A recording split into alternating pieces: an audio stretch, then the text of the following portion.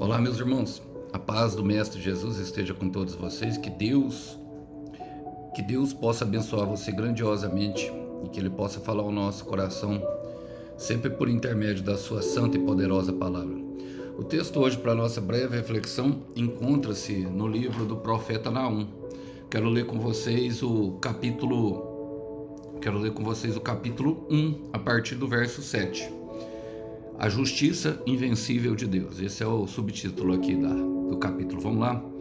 O Senhor é bom, é forte refúgio quando vem a aflição. Está perto dos que nele confiam. Mas arrasará seus inimigos com uma tremenda inundação. Perseguirá seus adversários, escuridão adentro.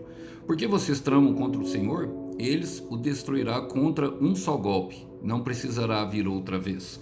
Seus inimigos, emaranhados como espinheiros e cambaleantes como bêbados, serão queimados como palha seca. Ó Nínive, quem é esse seu conselheiro perverso que trama contra o Senhor? Assim diz o Senhor: embora os assírios tenham muitos aliados, serão destruídos e desaparecerão.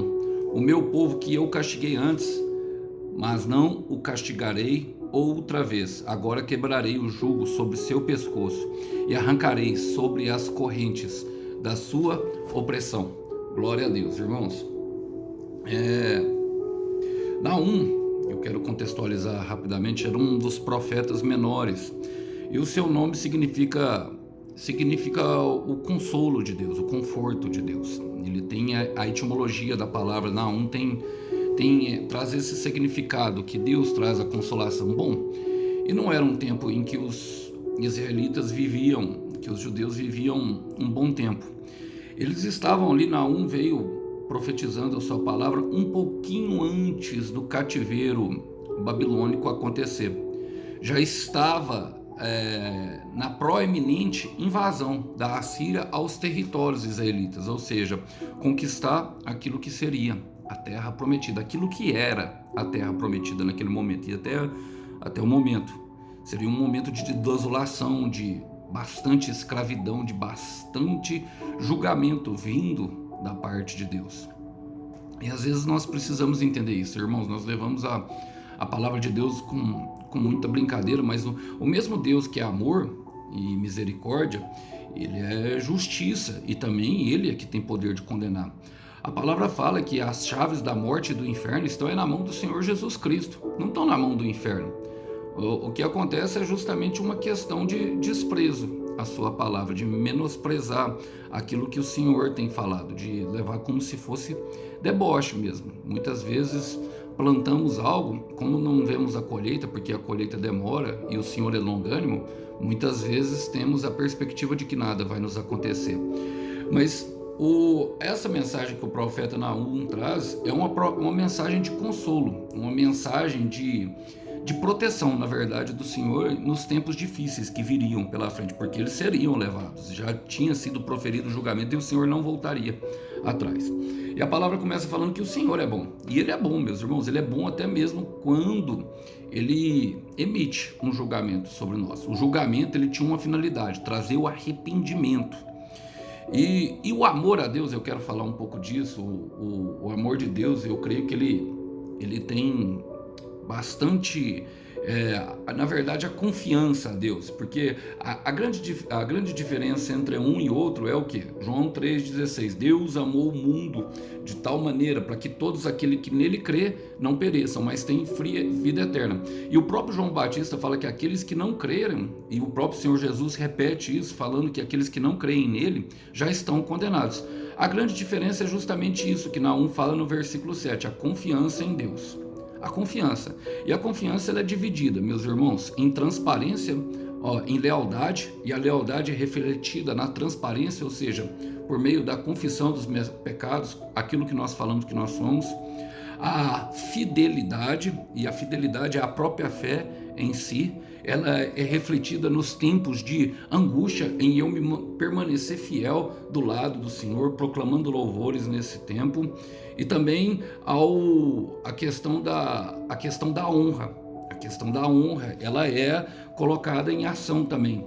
Então, lealdade, fidelidade. A confiança é justamente disso, lealdade, fidelidade se transmitida através desses pontos. E o respeito, porque o respeito ele está ligado à honra. Então é lealdade, fidelidade e respeito.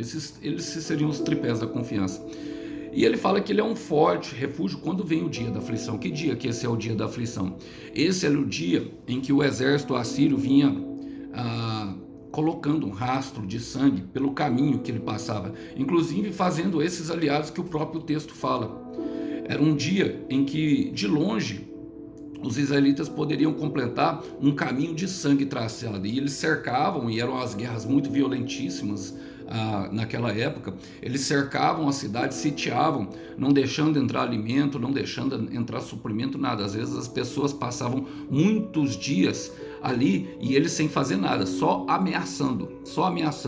Era um dia da ameaça. Então isso provocava bastante angústia, de um sentimento ruim daquilo que estava por vir. E o Senhor estava falando que ele era forte refúgio no dia da aflição. E ele estava perto daqueles que nele confiam. Na versão Ferreira de Almeida fala assim que ele conhece aqueles que nele confiam. Porque, irmãos, o Senhor realmente ele avalia as intenções do nosso coração. É ali que é refletida a transparência. Lógico que nós devemos confessar com a boca, mas ali também é refletida a lealdade e a transparência, mas a fidelidade e a firmeza. Quero ler com vocês um texto. Saul mostra, é o típico exemplo de uma igreja infiel, daquilo que não deve fazer. Por quê? Saul ele não se arrependeu verdadeiramente, irmãos, e tudo que ele queria era aquilo que o Senhor poderia lhe dar. Nós podemos ver aqui em 1 Samuel capítulo 15, depois que o Samuel profere para ele um julgamento, porque ele não correspondeu totalmente aquilo que o Senhor tinha mandado, que era matar todos os amalequitas e todos os despojos de guerra, que não era para sobrar nada, porque o Senhor estava usando Saul para emitir um julgamento contra aquela nação que tinha feito mal aos israelitas anteriormente. No versículo 39 fala assim: Saul implorou novamente: sei que pequei, mas por favor, pelo menos me honre diante as autoridades de meu povo e diante de Israel ao voltar comigo, para que eu possa adorar o Senhor seu Deus. Vocês vê a condição de Saul? Era isso, irmãos, era isso. É impressionante, porque trata-se justamente desse sentido, porque ele sabia que tinha pecado. Eu sei que pequei, mas volte comigo. Para quê? Porque se as pessoas vissem o rei Saul sem o profeta naquele momento, elas iam começar a perguntar. E era tipicamente uma pessoa que vivia por aparência, que queria só a coroa, que tinha amor à coroa, não tinha amor. Totalmente ao contrário do de Davi. Davi muito mais pecador, irmão. Na lista de Davi nós colocamos homicídio, colocamos adultério, colocamos uma lista de pecados intensas, mas no Salmo 51 Davi fala: eu sei que eu pequei contra ti, contra o Senhor. Não me importa que o Senhor tome a minha coroa ou o meu reino. O que me importa é que o Senhor não retire de mim o meu espírito. Ele não se importava com nada, irmãos. Ele se importava com a presença de Deus. E essa é uma clara confiança de saber.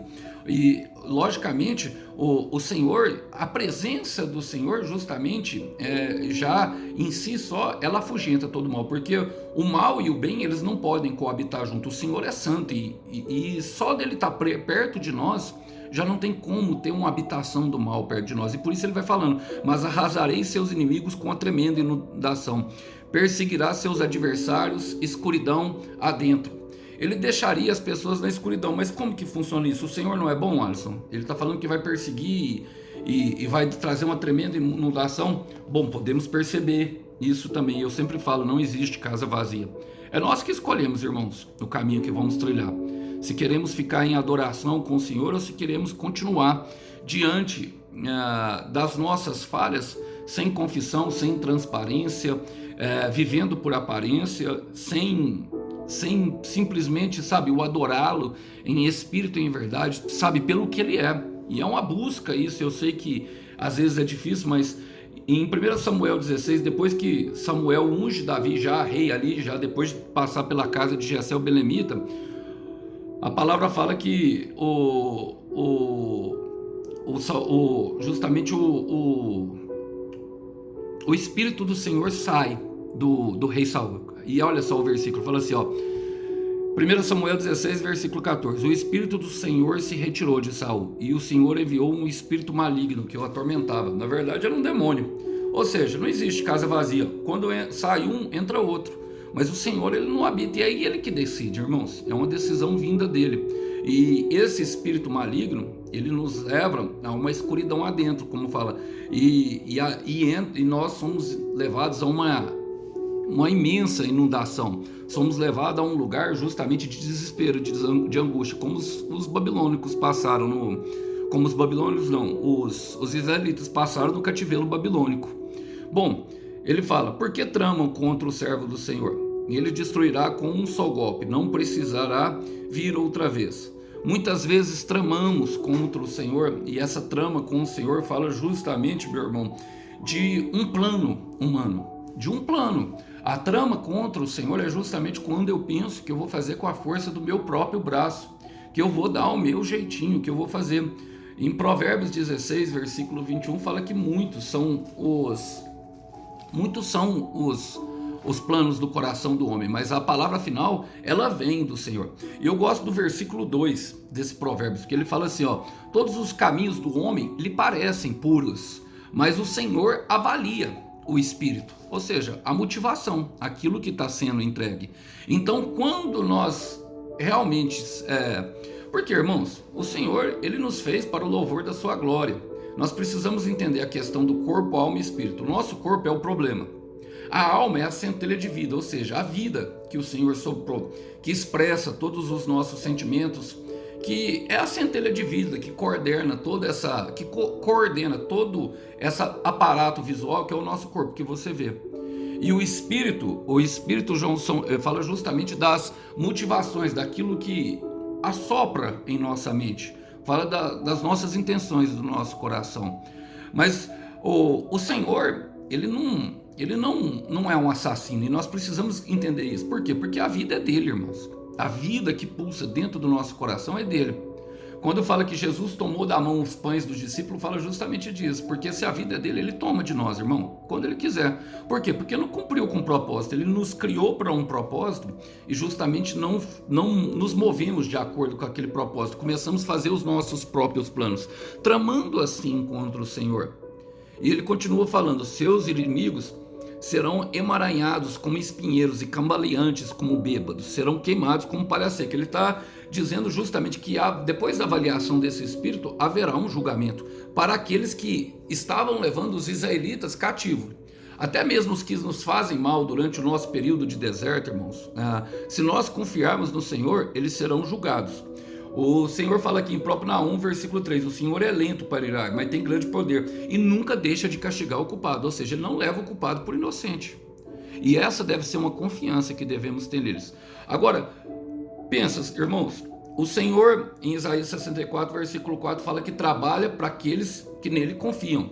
A confiança no Senhor, ela tem que ser a base da nossa relação, que mesmo diante aos dias de angústia, aos dias de deserto, aos dias de perplexidade em que nós não entendemos nada, nós precisamos nos manter fiel a Ele dentro dessa obra, e nós precisamos compreender essa situação. Olha, ele fala assim, ó Nível, quem é seu conselheiro perverso que trama o mal contra o Senhor? Está falando normalmente da trama do Senhor. Quem é esse conselheiro? Ou seja, Nínive, além de tramar o mal, ele tinha alguém por trás da pessoa por trás deles que influenciava, um conselheiro, alguém que era ruim e que simplesmente queria ver o mal de Israel. E tem muitos assim, irmãos, tem muitos que agem contra nós influenciados por outras pessoas. Tem muitos que vêm e falam coisas que às vezes até não queriam falar contra nós. Por quê? Porque foram influenciados por outras pessoas, por conselheiros, por pessoas justamente que não deveriam, sabe? Não deveriam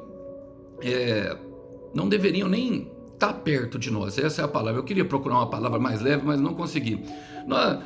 Uma coisa que acontece quando nós aceitamos o Senhor Jesus Cristo, e nós percebemos isso, irmãos, é Ele nos separar da multidão, é nos separar de quem nós não devemos ouvir, é nos separar de quem luta contra o nosso propósito. E existem muitos assim, existem muitos que tramam contra o propósito de Deus na nossa vida. A vontade que deve se cumprir é a de Deus na nossa vida. Quero ler com vocês porque a palavra chama de feliz, olha. Feliz é aquele que não segue o conselho dos perversos. Salmo 1, versículo 1. Não se detém no caminho dos pecadores, nem se junta à roda dos zombadores. Pelo contrário, tem prazer na lei do Senhor e nela medita dia e noite. Ele é como árvore plantada à margem do rio, que dá o seu fruto no tempo certo. Suas folhas nunca murcham e ele prospera em tudo o que faz. Você percebe o que o salmista coloca? Dá fruto no tempo certo. Ele coloca a questão da espera. E espera e confiança estão relacionadas no Senhor. Olha,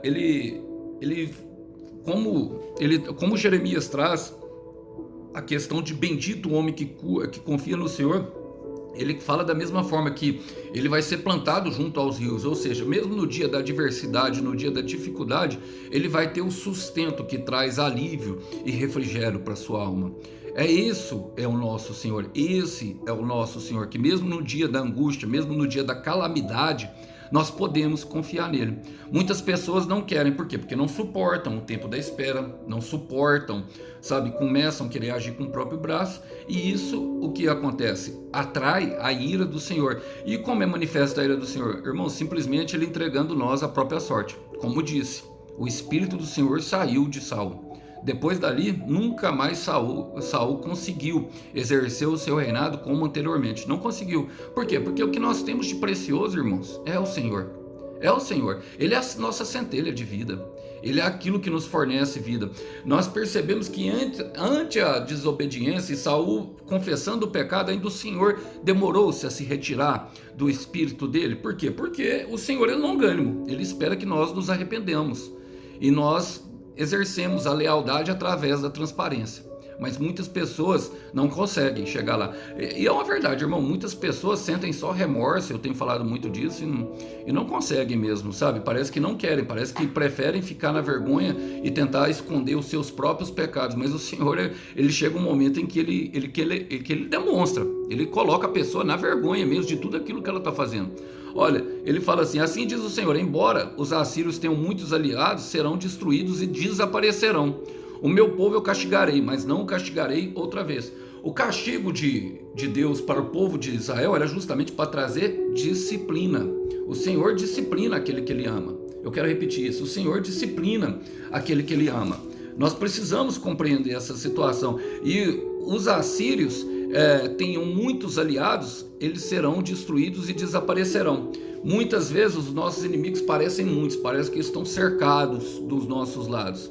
Mas o Senhor, e a intenção deles é o quê? Justamente que nós nos aliemos a eles, ou seja, que nós nos curvemos a eles, que nós adoremos. Não foi o que aconteceu com o Senhor Jesus durante a tentação no deserto, que ele estava sozinho? O Satanás fala assim, se tu te prostrares aos meus pés, ou seja, venha ser meu aliado. Mas olha o que o Senhor fala na palavra dele, e a palavra dele é a nossa, conselheiro, em contraste aos conselheiros perversos de Nínive, nós temos em Isaías 6,9, um dos nomes do Senhor Jesus que ele é nosso maravilhoso conselheiro, e a sua palavra já nos traz conselhos magníficos. Ele fala, não se ponham em julgo desigual com os descrentes, pois o que tem em comum? A justiça e a maldade. 1 Coríntios capítulo 6, versículo 14. Não se ponham em julgo desigual com os descrentes. E ele dá uma condição, irmãos, crente e descrente, o que confia e o que não confia. Esse tipo de pessoa, nós não devemos assentar na mesa deles, nós não devemos nos aliar, mesmo que estejamos passando por situações difíceis. Por quê? Porque o Senhor fala, e aí ele traz a promessa de esperança, agora quebrarei o jugo sobre o seu pescoço e arrancarei as correntes de sua opressão. Esse jugo era justamente uma ferramenta usada pelo povo agrícola, pelo povo que fazia o plantio na época, que servia dos animais trabalhar. Então muitas vezes eles colocavam um boi e um jumento. Logicamente o boi faria muito mais força para andar junto no mesmo propósito, que era o quê? Lavrar a terra naquele momento. E o Paulo traz isso numa ferramenta justamente de crer e não crer. E o Senhor Jesus, no capítulo 11 de Mateus, versículo 28, ele fala: vinde a mim todos que estáis cansados e sobrecarregados, porque eu vos aliviarei. E muitas vezes as aflições da vida, ele não diz para nós que nós vamos ficar sem passar as aflições. Muitas vezes as aflições da vida trazem bastante opressão para nós, trazem bastante angústia, mas o Senhor está dizendo que se nós confiarmos nele, ele arrancará essas correntes do nosso rosto, e mais do que isso, ele trará alívio. Ele fala: tomai o meu jugo, que é leve e suave, o meu fardo é leve e suave. Eu quero dizer para você, meu irmão, se você não está carregando um fardo suave e leve, talvez esteja faltando confiança no Senhor. Leve hoje o teu fardo que está pesado, leve hoje, confesse as suas culpas diante ao Mestre, confesse tudo que for preciso, conserte-se com quem for consertar, reflita a lealdade através da transparência, reflita a confiança através da firmeza de permanecer do lado dele no tempo de angústia, no tempo de prisão. Reflita o respeito através da honra, tentando honrar a palavra dele através do propósito que ele colocou em teu coração. Gostaria de deixar essa mensagem com os irmãos hoje, para a glória do Senhor, e que ela possa trazer edificação. Lembrando que o Cordeiro sempre tem uma recompensa para o nosso sacrifício. Até uma próxima mensagem. Tchau, tchau.